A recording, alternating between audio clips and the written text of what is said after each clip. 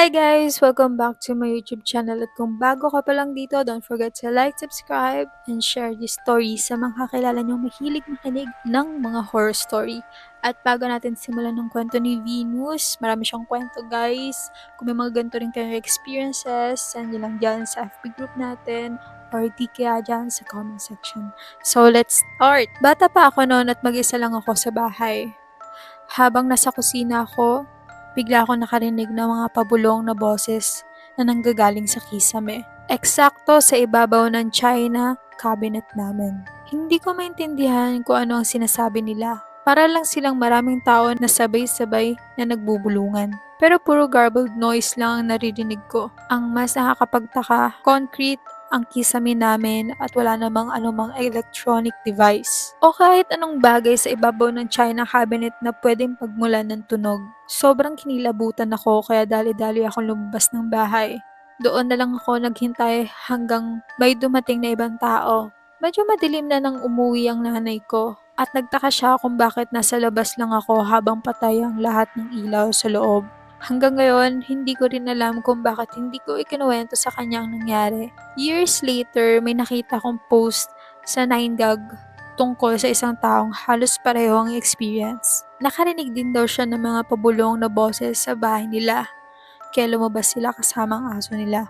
Ang mas creepy pa, kahit kinabukasan ay tumatanggi pa rin pumasok sa bahay ang aso nila pagkatapos ng incident. Sinubukan kong hanapin ulit yung post na yun, pero hindi ko na nakita. Around 2012 to 2014 ko pa yata siya nabasa. Ang pangalawa kong kwento, isa namang pagkakataon na mag-isa ako sa bahay. Naglalaro lang ako ng Sega Genesis habang nakaupo sa sahig nang bigla akong nakaramdam ng matinding urge na lumingon sa likod. Paglingon ko, may nakita akong shadow figure ng isang bata na nakaupo rin sa sahig. Mga 5 talampakan ng layo sa likod ko. Pure black lang ang itsura niya. Walang muka, walang mata, walang kahit anong detalye. Ang nakakagulat, hindi ako natakot. Mas nanaig yung pagkalito kaysa takot. Tinitigan ko lang siya, sandali. Tapos bumalik na ulit ako sa paglalaro na parang walang nangyari. Lumipas ang ilang taon saka ko lang napansin sa birth certificate ko na third pala ako sa birth order. Pero kaming tatlong magkakapatid, ako ang middle child. Ibig sabihin posibleng nagkaroon ng miscarriage o stillbirth ang nanay ko bago ang pagkatapos ipanganak ang kuya ko. Hindi niya kailanman ikinuwento sa amin yun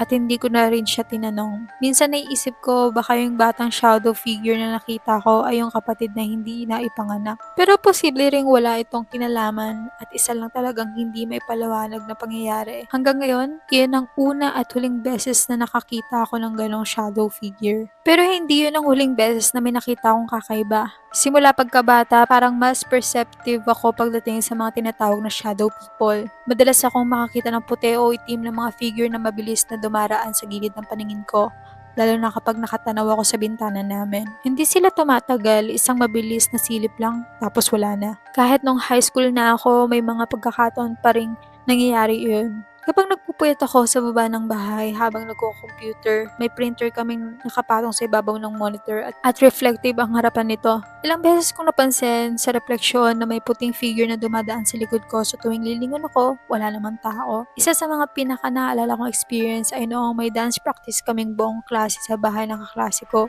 Medyo liblib ang lugar nila, malaking bakuran, may mga malalaking puno at damuhan sa gilid. Kahit gabi na noon, mas madilim pa sa paligid ang mga nakita akong figure. May isang black figures na nakatayo malapit sa damuhan. Maya-maya tumakbo sila at nagtago sa likod ng pader. Nakikita ko pa silang sumisilip-silip, kaya nung una inakala ko mga tao lang. Pero habang tinititigan ko sila, napansin ko imposible. Kung tao iyon, dapat kita ko ang damit o kahit anong detalye ng katawan nila.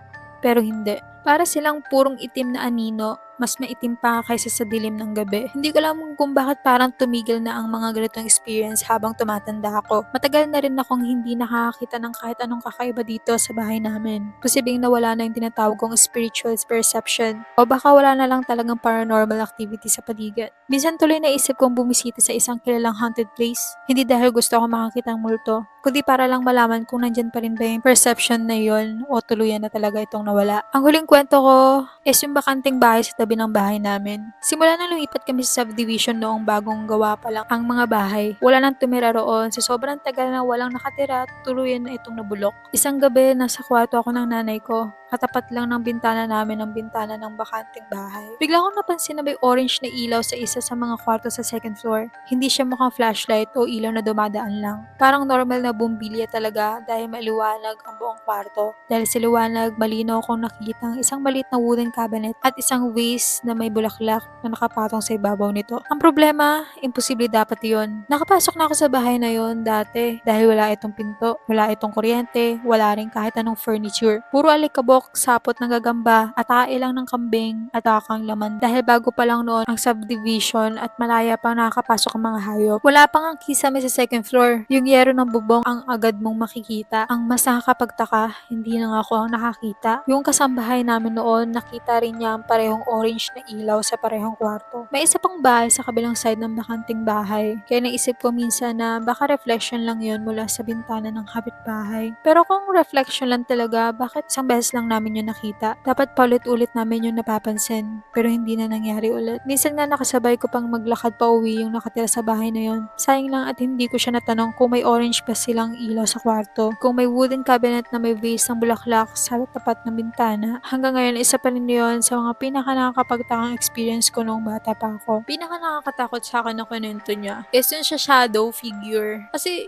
imagine mo, ang dami mo na experience na ganun. Dami mo nakikita shadows. Tapos, dahil sa sobrang curious mo kung, yung bigla na lang kasi nawala yung perception niya na yun. Nakakita siya ng mga figures. Tapos, gusto niya pumunta ng haunted place para naman malaman niya kung nandun pa rin ba yung perception niya. Diba? Nakakatakot yun. Ayoko nang ganun. Yung parang sobrang sanay mo. Tapos bigla na lang nawala. Kaya parang hinahanap mo siya. Diba? Pero okay na rin. Kasi shadow figure lang naman yung nakikita niya eh.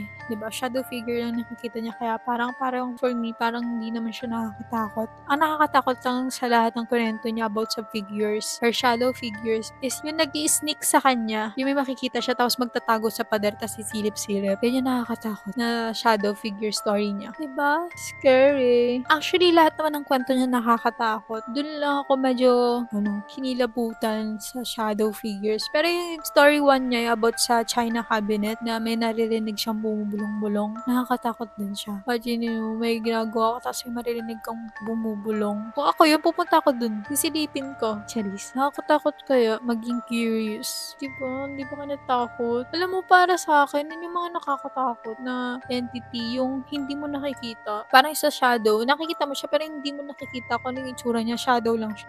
Walang kahit anong details. As in, shadow lang, anino lang. Yun, tapos bumubulong. Yun yung mga nakakatakot for me. Lahat na lang nakakatakot. Lalo na yung panghuli niya din. Imagine mo na sa kwarto ka ng mama mo. Tapos, bakit ka tumitingin sa bintana ng kapitbahay? Pero baka kasi yung pwesto niya is hindi mo talaga may iwasan tumingin doon. Nakakatakot lang. Nakikita ka nakabukas yung ilaw. Wala nga kuryente. Paano yun? Kandila? Pwedeng kandila. Baka may nagsisession lang doon. Baka may pumupwesto doon sa sa kwarto na yun. Kasi, di ba, kahit anong klaseng hayop nakakapasok doon. So, baka may tumatambay lang doon, may ginagawang kalokohan. Baka ganun. So, yun lang guys, kung may mga ganun kayong story katulad ni Venus, napakadami niya nakakatakot na experiences. Meron pa nga siyang experiences, gusto niya pa rin ma-experience or gusto niya pa rin malaman kung nandun pa rin yung perception na yun. Scary. Yun guys, see you when I see you. XOXO. Bye-bye!